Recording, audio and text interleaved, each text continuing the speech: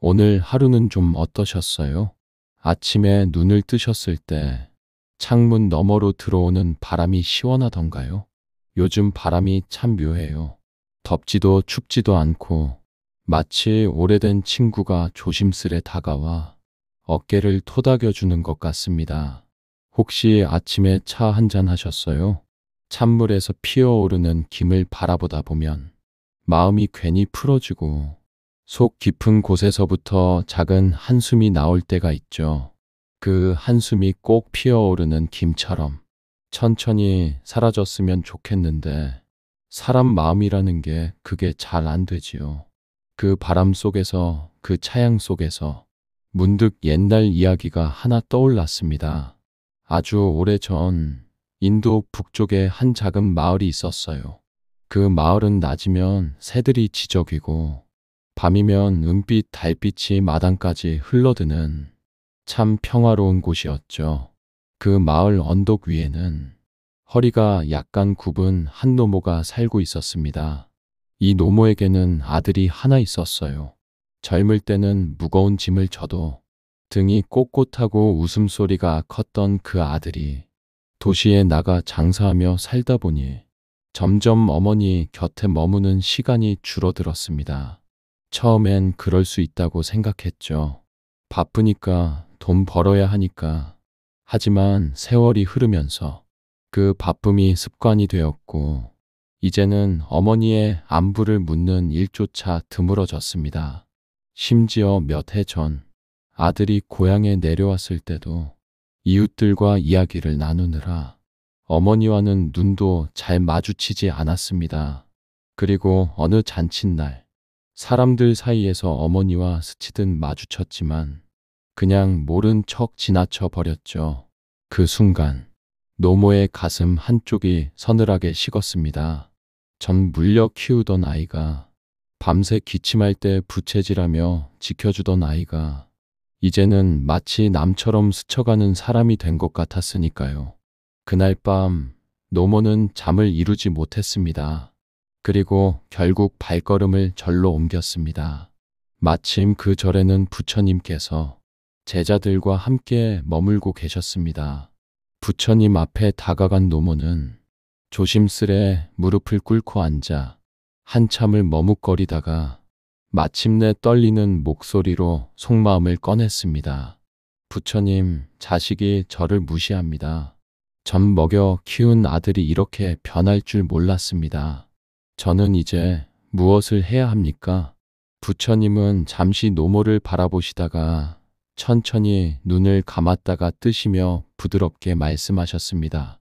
어머니, 혹시 새끼 새를 품은 어미 새를 본 적이 있으십니까? 노모는 고개를 끄덕이며 부처님의 말씀을 기다렸습니다.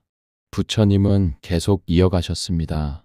어미 새는 긴 밤에도 비가 내리는 날에도 새끼를 품고 따뜻하게 지켜냅니다.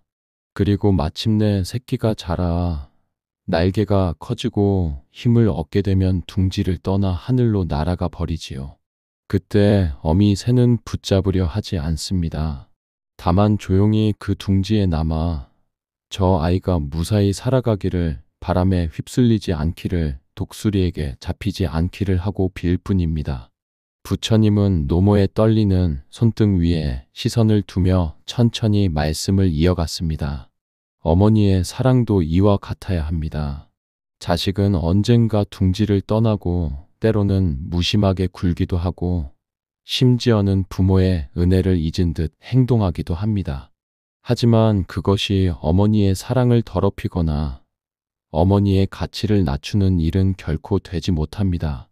자식의 말과 태도는 그 아이의 업에서 비롯된 것이지 어머니의 존귀함을 재는 잣대가 될 수는 없습니다.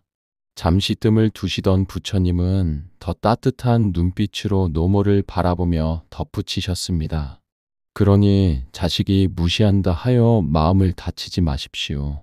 어머니가 걸어온 세월, 흘린 땀방울, 기도와 눈물, 그 모든 것은 이미 우주 앞에 빛나는 공덕이 되었습니다. 그 누구도, 심지어는 자식이라 하더라도 그 가치를 줄일 수는 없습니다. 부처님은 노모의 눈빛 속에 어린 슬픔을 보시며 이번에는 옛 이야기를 들려주셨습니다. 옛날에 한 마을에 부지런한 장인이 있었습니다. 그는 매일 아침 일어나 가장 먼저 하는 일이 있었지요. 바로 작은 청동 거울을 꺼내어 정성껏 닦는 것이었습니다. 손수건으로 거울을 닦으면 햇살이 스르르 비치며 거울은 금빛처럼 반짝였습니다. 하지만 하루라도 거울을 닦지 않으면 금세 먼지가 앉아 흐릿해지고 이내 빛을 잃어버렸습니다. 부처님은 잠시 말을 멈추고 노모를 바라보며 부드럽게 미소 지으셨습니다. 사람의 마음도 이와 다르지 않습니다. 마음을 원망과 서운함으로 가득 채우면 마치 거울에 먼지가 쌓이듯 점점 탁해지고 어두워집니다. 하지만 그 마음을 자비와 평화로 닦아내면 햇살을 머금은 거울처럼 환하고 맑아집니다. 그 맑은 빛은 스스로를 밝히고 주위 사람들의 얼굴까지 환하게 비추지요. 그러고는 노모에게 따뜻하게 말씀하셨습니다. 어머니, 자식이 때로는 당신을 무시하거나 외면한다 하더라도 그로 인해 원망을 품지 마십시오. 원망은 결국 어머니 마음을 가장 먼저 괴롭히고 빛을 가리기 때문입니다. 대신 매일매일 마음을 닦으십시오. 그 마음이 맑아지고 밝아지면 자식의 태도와는 상관없이 어머니의 삶은 늘 빛날 것입니다. 그 빛이 곧 어머니의 존귀함이며 누구도 그것을 더럽히지 못합니다. 어느 날 제자가 부처님께 조심스레 물었습니다. 세존이시여, 왜 어떤 자식은 부모를 깊이 공경하고 또 어떤 자식은 오히려 부모를 무시하고 차갑게 대합니까? 똑같이 사랑을 받고 자랐는데도 어찌 일이 다른 것입니까? 부처님은 잠시 눈을 감고 사색하시더니 제자들에게 익숙한 비유를 들어 말씀하셨습니다.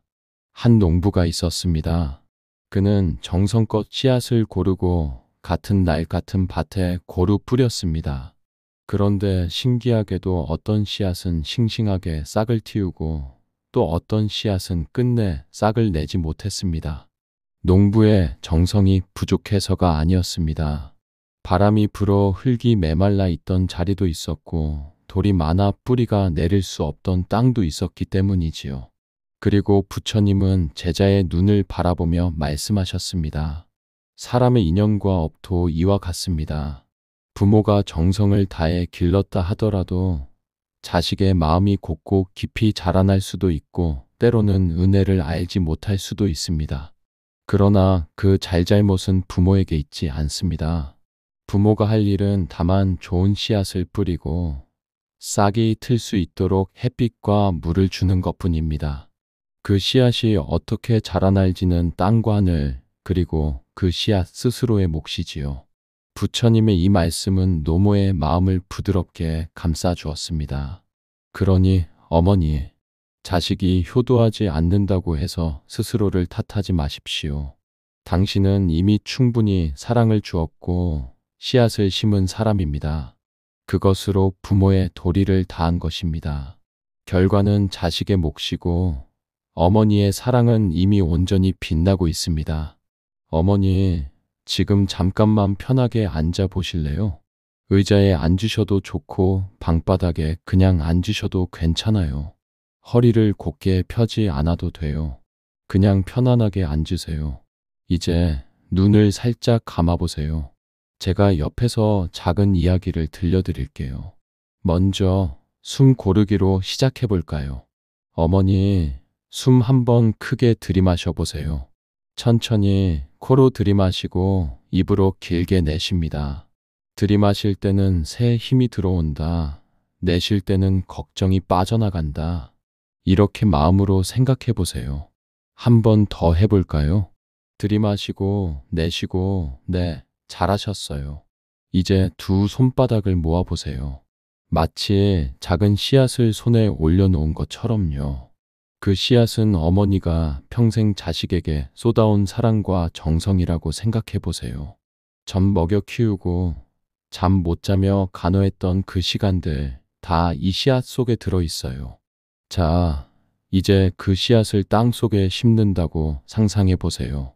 손을 천천히 무릎 아래로 내리면서 흙 속에 묻어주는 거예요. 그렇게 하면서 이렇게 마음으로 따라해 보세요. 나는 이미 씨앗을 심었습니다. 내가 할 일은 다 했습니다. 네, 잘하셨어요. 어머니 마음이 조금 가벼워지죠? 이제 두 손을 머리 위로 천천히 올려보세요. 마치 하늘에서 따뜻한 햇살이 씨앗 위로 내리쬐는 것처럼요. 그 햇살이 곧 어머니의 사랑이에요. 내 사랑은 햇빛처럼 아이의 마음에 이미 스며들고 있습니다. 이렇게 속으로 말해보세요. 그리고 이번엔 손을 앞으로 내리면서 작은 물뿌리개로 물을 주듯이 살짝 흔들어 보세요. 나는 원망 대신 자비를 흘려보냅니다. 내 마음을 맑게 합니다. 이렇게 따라해 보시면 돼요. 마지막으로 두 손을 가슴 앞에 모아 보세요. 그리고 아주 천천히 이렇게 속삭여 보세요. 내 삶은 이미 존귀합니다. 씨앗은 하늘과 땅의 목. 나는 오늘도 내 마음을 가꾸며 살아갑니다. 어머니, 이제 눈을 천천히 뜨셔도 좋아요. 짧은 시간이었지만 마음이 조금은 가벼워지셨기를 바라요.